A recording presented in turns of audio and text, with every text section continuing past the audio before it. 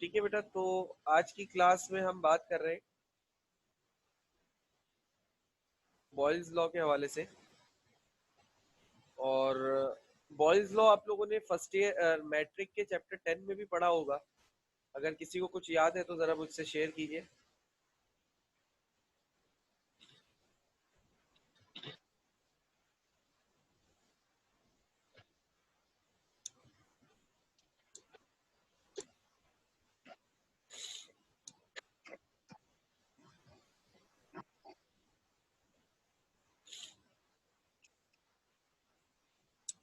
क्या Boyle's law chapter 10 matric में पढ़ा है? कुछ याद है तो बताएं। सर, अगर हम किसी गैस का टेम्परेचर कांस्टेंट रखें तो उसका जो वॉल्यूम होता है वो उसके प्रेशर से इनवर्सली प्रोपोर्शनल होता है। गुड। इसका वैसे मतलब क्या निकलेगा हमारा? सर, अगर हम जो है किसी गैस पे प्रेशर इंक्रीज करेंगे तो उसका वॉल्यूम बढ़ेगा। वॉल्यूम नहीं, बढ़ेगा नहीं, कम होगा ना? वॉल्यूम कम होगा। सॉरी, प्रेशर इंक्रीज करेंगे तो वॉल्यूम कम हो जाएगा। ठीक है, गुड। जी जी। ओके, तो हमारा आपने जवाब बेटा बिल्कुल सही दिया है। तो अब हम बॉयल्स लॉ देख लेते हैं। बॉयल्स लॉ हमारे पास एक लॉ है गैसेस के हवाले से। ठीक है, गैसेस की जो स्टडी है वो थोड़ी सी डिटेल स्टडी है। और बॉयल्स लॉ क्या है? At constant temperature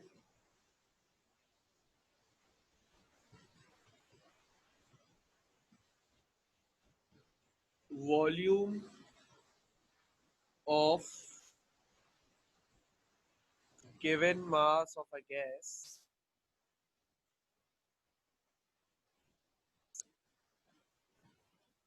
is inversely proportional to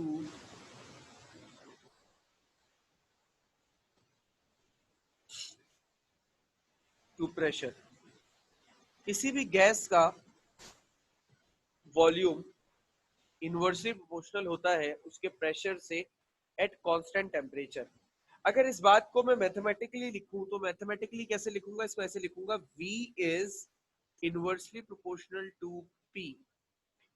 देखो, दो तरह के प्रोपोर्शनल होते हैं, प्रोपोर्शंस होते हैं। पता नहीं ये पता है नहीं, इसलिए बता रहा हूं। जैसे A is directly proportional to B और A is inversely proportional to B। दोनों का सिंबल एक जैसा ही होता है, लिखने का तरीका अलग होता है। अगर एक लाइन में लिखा है तो डायरेक्ट प्रोपोर्शन है, अगर ऊपर नीचे लिखा हुआ है तो इनवर्स प्रोपोर्शन है। ठीक है, ये क्या कहलाता है? ये कहलाता है डायरेक्ट प्रोपोर्शन। और ये क्या कहलाता है? ये कहलाता है इनवर्स या इनडायरेक्ट प्रोपोर्शन, दोनों कहते हैं। ठीक है। अच्छा, डायरेक्ट प्रोपोर्शन का मतलब क्या है? कि अगर इंक्रीज करोगे ए को, ठीक है, डायरेक्ट प्रोपोर्शन का मतलब क्या है कि अगर इंक्रीज करोगे ए को तो इंक्रीज होगा बी। ठीक है, और अगर डिक्रीज करोगे ए को तो डिक्रीज होगा बी। यानी ए बढ़ाओगे बी बढ़ेगा, ए कम करोगे बी कम होगा। इनवर्स प्रोपोर्शन का मतलब क्या है कि अगर मैं इंक्रीज करूं ए को तो डिक्रीज होगा बी, और अगर मैं डिक्रीज करूं ए को तो इंक्रीज होगा बी। यानी अगर मैं ए को बढ़ाता हूं तो बी कम हो जाएगा, और अगर मैं ए को कम करता हूं तो बी बढ़ जाएगा। ठीक है, तो अगर मैं वॉल्यूम को, अब यहां पर चूंकि इनवर्स रिलेशन है, तो अगर मैं वॉल्यूम को बढ़ाता हूं फॉर एग्जाम्पल तो प्रेशर क्या होगा? कम होगा। या अगर मैं वॉल्यूम को कम करता हूं तो प्रेशर बढ़ जाएगा। इसको हम उल्टा भी देख सकते हैं कि अगर मैं प्रेशर को बढ़ाऊंगा तो वॉल्यूम कम हो जाएगा, अगर मैं प्रेशर को कम करूंगा तो वॉल्यूम बढ़ जाएगा। ये बात समझ में आई बेटा? बेटा ये बात समझ में आई? Yes sir. जी सर। आवाज आ रही है मेरी? यस सर, आ रही है। बेटा दोबारा बोले, मुझे आप लोग की आवाज नहीं आ रही।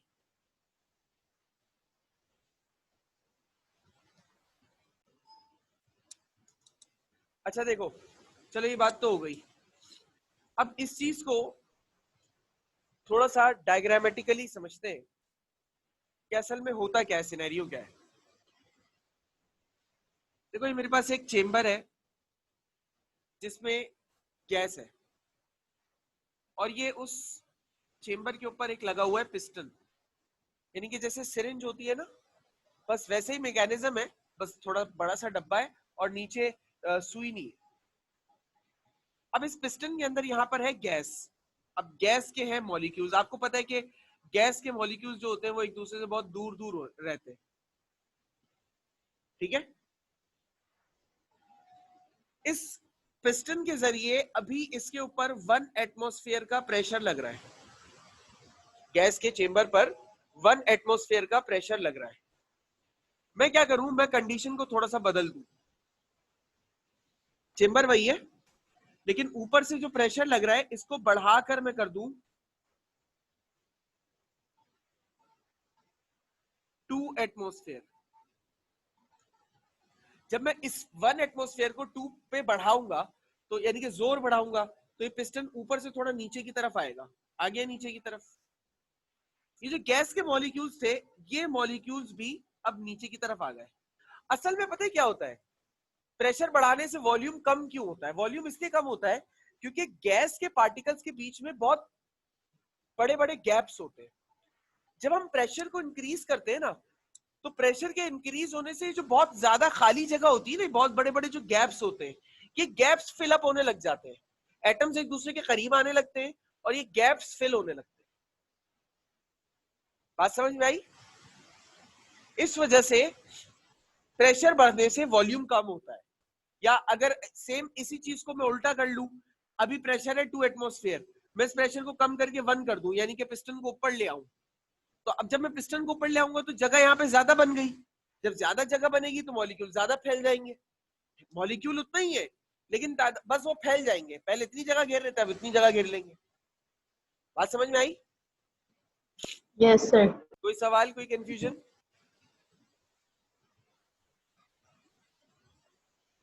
बेटा कोई सवाल, कोई कंफ्यूजन? No sir. ठीक है। अच्छा, अब मैथमेटिकली हम बॉयज लॉ का फॉर्मूला निकालते हैं। मैथमेटिकली बॉयज लॉ का फॉर्मूला निकालते हैं। देखो ये तो बॉयज लॉ की स्टेटमेंट है, volume is inversely proportional to pressure, ये तो स्टेटमेंट है। इससे हम न्यूमेरिकल्स तो सॉल्व नहीं कर सकते।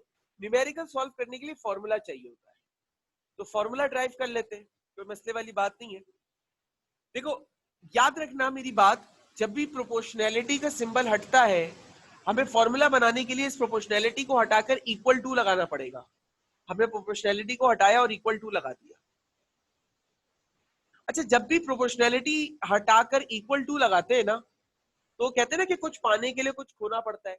अब अगर आप इक्वल टू पाना चाहते हैं तो आपको कुछ खोना पड़ेगा। क्या खोना पड़ेगा? अब यहाँ पर आपको एक और जगह निकालनी पड़ेगी, एक कांस्टेंट आ जाएगा।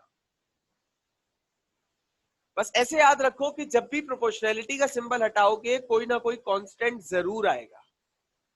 अब ये कांस्टेंट अलग अलग तरह के हो सकते हैं बेटा। कांस्टेंट यूनिवर्सल भी होता है, कांस्टेंट जो है वो हमारे पास टॉपिक टू टॉपिक भी होता है, मटेरियल डिपेंडेंट भी होता है। यूनिवर्सल कांस्टेंट ऐसा कांस्टेंट होता है जो दुनिया में कहीं भी निकाल लो, किसी चीज के लिए भी निकाल लो, उसकी वैल्यू चेंज नहीं होती। मटेरियल टू मटेरियल वेरी करने वाला कांस्टेंट वो होता है जो, मिसाल के तौर पे अगर अभी आयरन है तो उसके लिए उस कांस्टेंट की वैल्यू कुछ है, कल को कॉपर होगा तो उसके लिए उसकी वैल्यू कुछ होगी। तो अलग अलग तरह के कांस्टेंट होते हैं। 1/p, p को जो इधर डिवाइड हो रहा है दूसरी तरफ भेजो, तो क्या हो जाएगा? pv is equal to constant. अच्छा, कांस्टेंट यहाँ पर कौन होता है? जैसे मैंने बताया ना कांस्टेंट मटेरियल डिपेंडेंट भी होता है, कांस्टेंट यूनिवर्सल भी होता है, दो तरह के बताए थे। एक और कांस्टेंट होता है, एक कांस्टेंट होता है k, एक कांस्टेंट होता है k। और k कांस्टेंट सबसे अच्छा कांस्टेंट होता है, पता है क्यों? क्योंकि k कांस्टेंट की वैल्यू याद रखना जिंदगी भर 1 ही होती है, हमेशा 1 होती है k कांस्टेंट की वैल्यू। इसलिए साइंस के लोग, साइंस के स्टूडेंट्स तो दुआ करते हैं कि उनके लॉ में या उनकी स्टेटमेंट में कांस्टेंट के आ जाए, कोई और कांस्टेंट नहीं आए। पता है क्यों? क्योंकि के कांस्टेंट जो है ना उसकी वैल्यू फिक्स है 1। इस के अलावा दुनिया का जो भी कांस्टेंट होगा ना उसकी कोई ना कोई वैल्यू होगी, फिर उस कांस्टेंट की वैल्यू भी निकालनी पड़ेगी किसी दूसरी तरह से, साइंटिस्ट की मेहनत डबल हो जाएगी। तो हर बंदा यही चाहता है कि उसके एक्सपेरिमेंट में जो वैल्यू आए कांस्टेंट की, वो कांस्टेंट जो है वो आए के। अच्छा, ये आपकी अपनी मर्जी के ऊपर नहीं होता कि आप जो है वो ये वाला कांस्टेंट ले ले, आपकी मर्जी नहीं होती कि आपने के ले लिया, सर मेरा दिल कर रहा था के, आप पे नहीं होता। ये भी एक्सपेरिमेंटली पता चलता है कि कांस्टेंट कौन सा आएगा। ठीक है, PV इज इक्वल टू के। अच्छा, ये जो फॉर्मूला बना है, इस फॉर्मूला का मतलब क्या है? इस फॉर्मूला का मतलब है कि product of pressure and volume is always equal to constant, is always constant. इस स्टेटमेंट का मतलब क्या है? अब यहां पर आती है हमारे पास सेकंड स्टेटमेंट। मैं सेकंड स्टेटमेंट लिख दूं, ये तो आ गई फर्स्ट स्टेटमेंट। अब सेकंड स्टेटमेंट क्या है?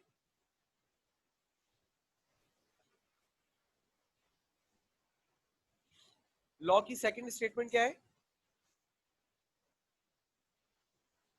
Product of pressure and volume is always constant.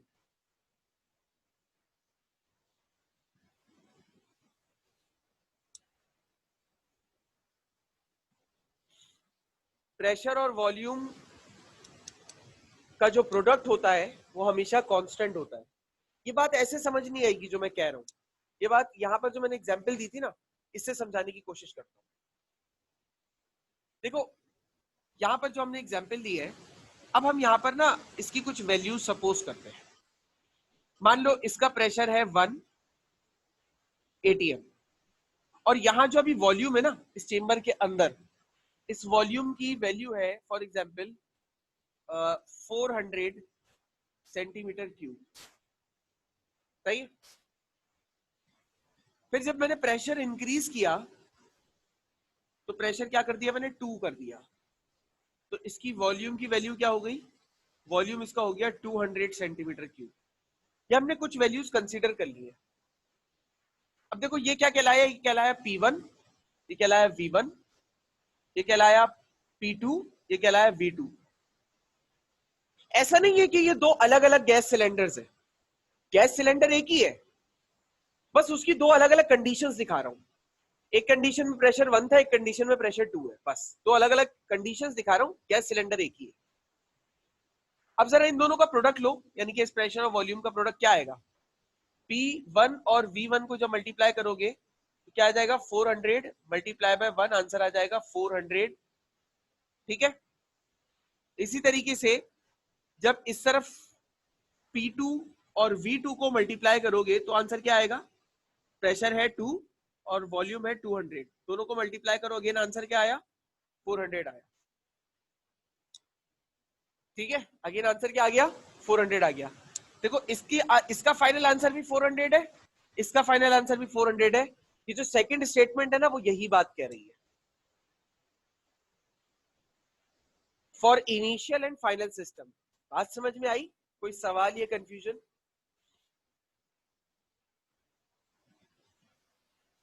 No, sir. थोड़ा तेज तो नहीं चला? मुझे ऐसा लगा शायद मैं थोड़ा तेज चल गया।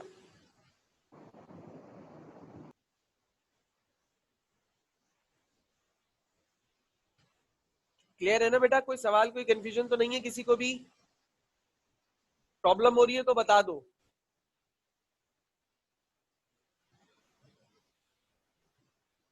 बोलो बेटा, मुंह में गुड़ नहीं सर, समझ आ गया। ओके। अच्छा, अब ये जो फॉर्मूला बना ना, इसको हम क्या कहते हैं?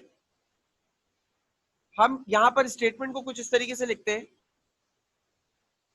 For initial and final states.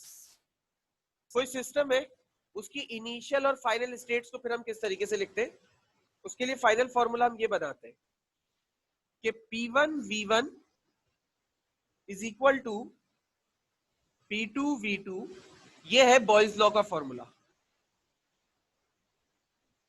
ठीक है बेटा, ये है फाइनल बॉयज लॉ का फॉर्मूला।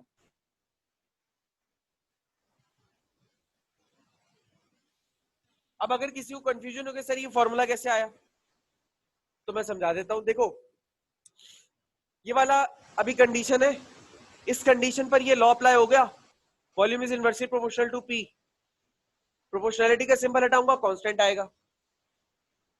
कांस्टेंट यहाँ के है, पी को उधर भेजकर पी वी से मल्टीप्लाई कर लिया इस कंडीशन में। अब यही काम मैं इस कंडीशन पे करूं, इस कंडीशन पे जब ये लॉ अप्लाई करूंगा तो v is inversely proportional to p हो जाएगा। अगेन प्रोपोर्शनैलिटी का सिंबल हटाऊंगा, कांस्टेंट आएगा, p को उधर भेजकर मल्टीप्लाई करूंगा। तो दो तरफ अब इस वाले सिस्टम का आ गया pv is equal to k, और इस वाले सिस्टम का भी आ गया pv is equal to k। आप लोगों ने मैट्रिक में वो कॉम्पोनेंडो, असेंडो, इस तरह की प्रॉपर्टीज पढ़ी होंगी। उसमें क्या होता है Yes, sir. कि अगर दो इक्वेशंस की एक साइड इक्वल होती है तो वो इक्वेशंस एक दूसरे के बराबर होती है। यानी कि अगर PV is equal to K है और इधर भी PV is equal to K है, तो मैं इस K को हटाकर इन दोनों को एक दूसरे के बराबर ले सकता हूं। मैंने वही किया, मैंने इसको और इस PV को एक दूसरे के बराबर ले लिया, बस इनके नंबर अलग अलग कर दिए P1 V1। P1 V1 मुझे बता रहा है इनिशियल स्टेट, यानी कि जहां पर एक्सपेरिमेंट स्टार्ट हुआ, और P2 V2 मुझे ये बता रहा है कि कहां पर एक्सपेरिमेंट खत्म हो गया, यानी कि final state. Am I clear? Yes, sir. Screenshot ले लो, कोई सवाल है तो पूछ लो, फिर आगे चलेंगे।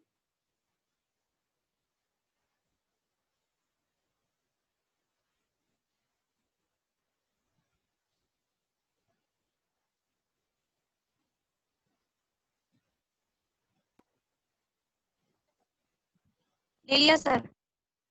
ओके बेटा,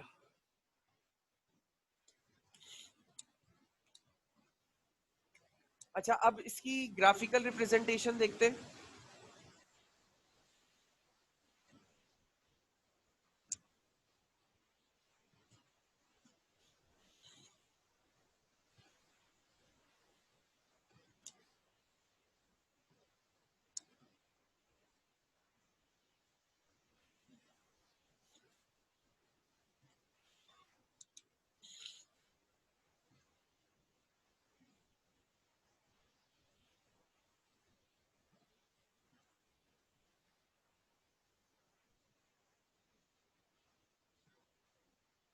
ग्राफिकल रिप्रेजेंटेशन किस तरीके से होती है इसकी, यानी कि बॉयल्स लॉ की। ग्राफ बनाना है, प्रेशर लेते हैं हम एक्स एक्सिस पर, एटमॉस्फेयर में ले लिया मान लो, और वॉल्यूम लेते हैं हम वाई एक्सिस पर। जब हम कोई सिस्टम देखते हैं तो उस सिस्टम में जो डिक्रीज होता है उसके हिसाब से ग्राफ ऐसा बनता है, थोड़ा सा कर्व होता है इस तरीके से। ये कर्व क्या कहलाता है? ये कर्व कहलाता है पैराबोलिक कर्व। एमसीक्यूज में अक्सर पूछा हुआ है कि बॉयल्स लॉ का जो ग्राफ होता है वो किस तरह का कर्व होता है। उसमें वो आपको कुछ ऑप्शंस देते हैं, हाइपरबोलिक, एलिप्टिक या पैराबोलिक या स्ट्रेट लाइन। तो आपको बताना है कि कर्व कैसा होता है, तो कर्व होता है पैराबोलिक कर्व होता है। बस ये इतनी सी बात याद रखना है। यानी कि अब ग्राफ से अगर इसको समझना चाहो तो ग्राफ से भी समझ सकते हो। देखो ये जो पॉइंट है, इस पॉइंट पर ये वॉल्यूम जो है वो वाई एक्सिस पर है और प्रेशर जो है वो एक्स एक्सिस पर है, सही है ना। इस पॉइंट पर देखो, ये पॉइंट होता है जीरो का, जिसपे वाई और एक्स दोनों की वैल्यू जीरो होती है। इस पॉइंट पर देखो तो वाई एक्सिस में हमें बहुत ज्यादा वैल्यू मिलेगी, बहुत मैक्सिमम वैल्यू मिलेगी। लेकिन अगर इसी पॉइंट पर हम एक्स की वैल्यू निकालेंगे, यानी कि यहां से परपेंडिकुलर गिरा लो एक, इसी पॉइंट पर अगर हम कोई एक्स की वैल्यू ढूंढेंगे तो एक्स की वैल्यू हमें बहुत कम मिलेगी। फिर जैसे जैसे प्रेशर बढ़ाता जा रहा हूं, अब देखो जैसे जैसे प्रेशर आगे बढ़ रहा है, अब यहां पर आए तो प्रेशर इसके मुकाबले में यहां का जो प्रेशर होगा वो ज्यादा होगा, तो देखो वॉल्यूम कम हो गया। फिर थोड़ा सा और आगे आके देखो तो प्रेशर मैंने बढ़ाया, वॉल्यूम कम हो गया, और प्रेशर बढ़ाया, वॉल्यूम और कम हो गया। ठीक है, बात समझ में आई? Yes sir. कोई सवाल, कोई जी सर।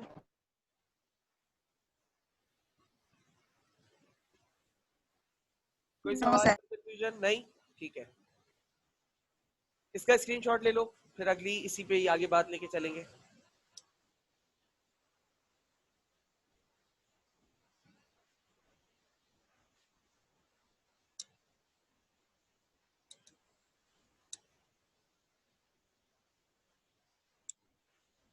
ले लिया बेटा, स्क्रीनशॉट ले लिया? जी सर। ठीक है,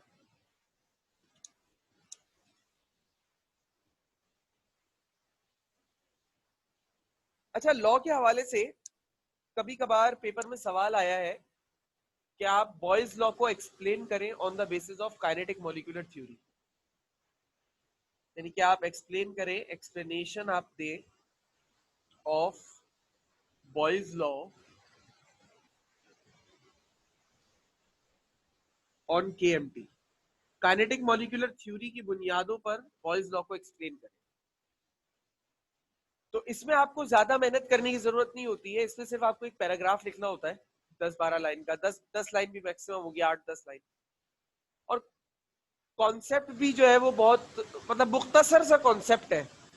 काइनेटिक मॉलिक्यूलर थ्योरी में बेटा आपने एक चीज पढ़ी है कि गैसेस के दरमियान जो है वो लार्ज वेकेंट स्पेसेस होते हैं।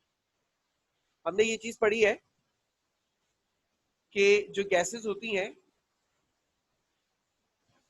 तो गैसेस के दरमियान में इस तरह से मॉलिक्यूल्स के बीच में बहुत लार्ज वेकेंट स्पेसेस होती है, खाली जगह होती है।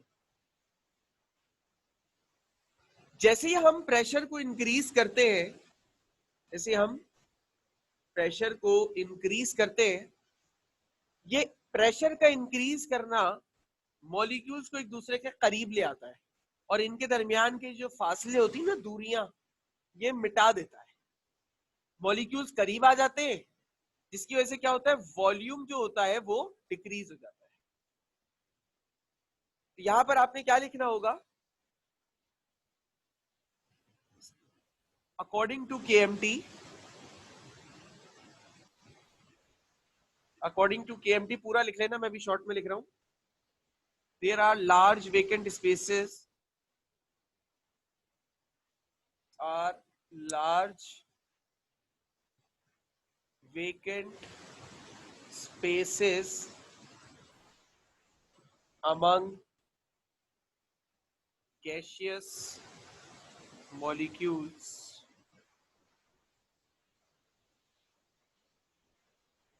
increasing pressure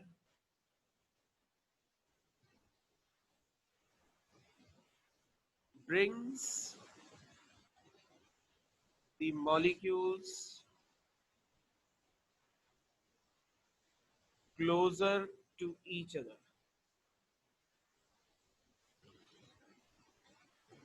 So volume of gas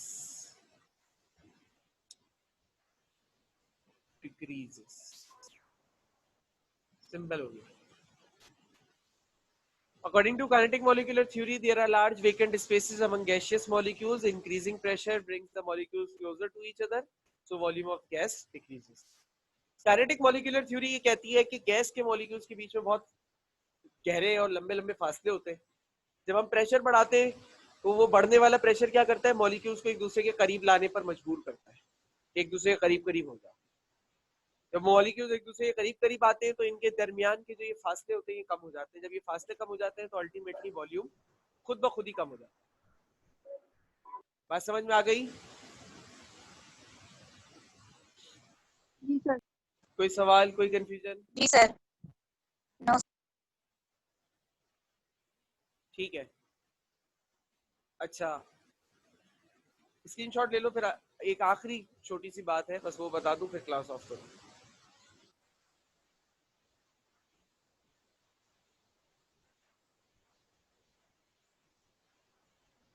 ले लिया स्क्रीनशॉट? जी सर। ठीक है।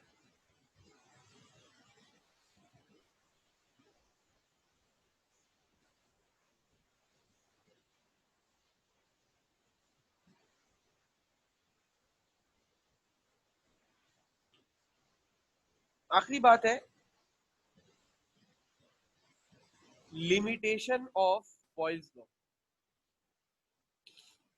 बॉयज लॉ की औकात कहां आकर ये लिमिटेड हो जाता है।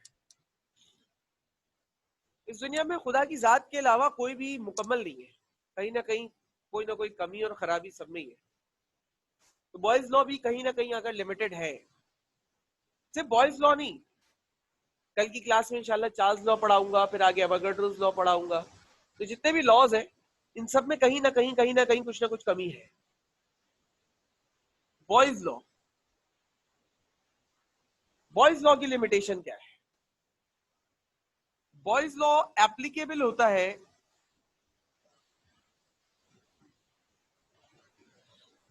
बॉयज लॉ एप्लीकेबल होता है only at high temperature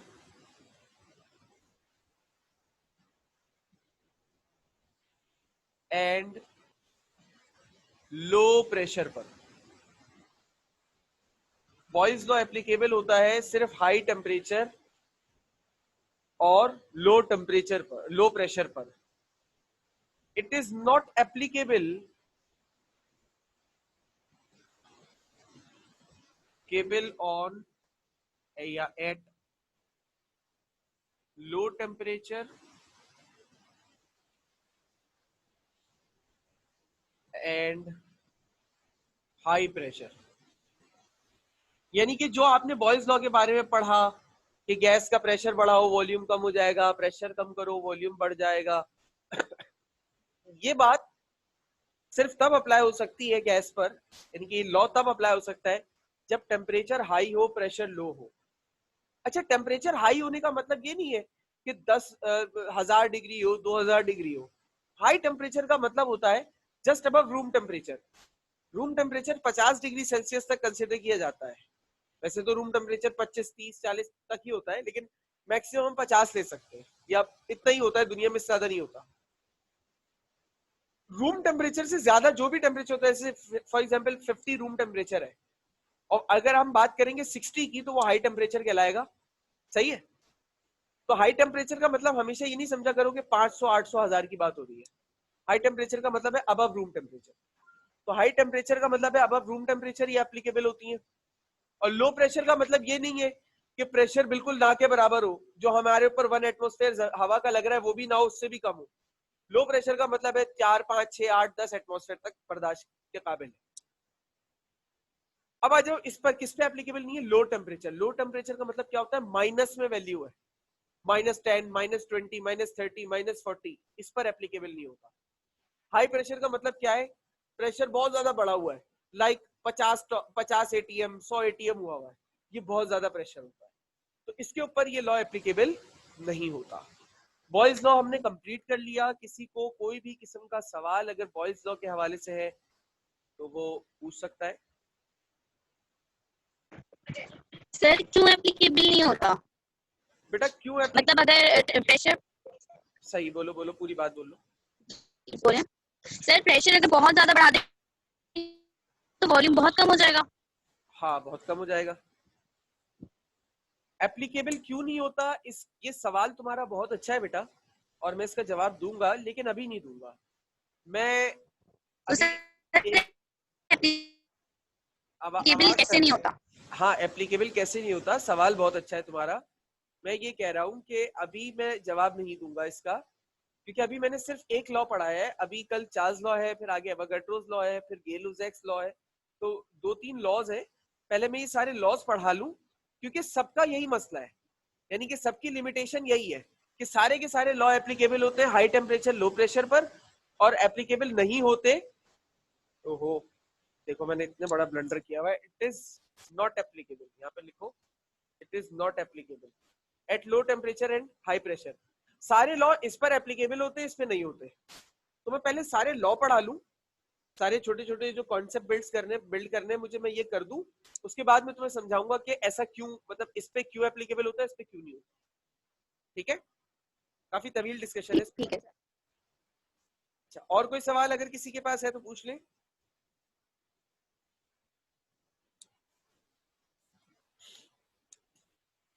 screenshot ले लें। हमारा अपना क्वेश्चन बेटा याद रखना, और जैसे ही ये आखिरी लॉ मेरा कंप्लीट हो जाए वोगाड्रोस लॉ, ये क्वेश्चन अपना दोबारा रिपीट करना, मैं तुम्हें जवाब जरूर दूंगा। ठीक है, ठीक है सर। स्क्रीनशॉट ले लें बेटा। ठीक है बेटा, ओके, अल्लाह हाफिज।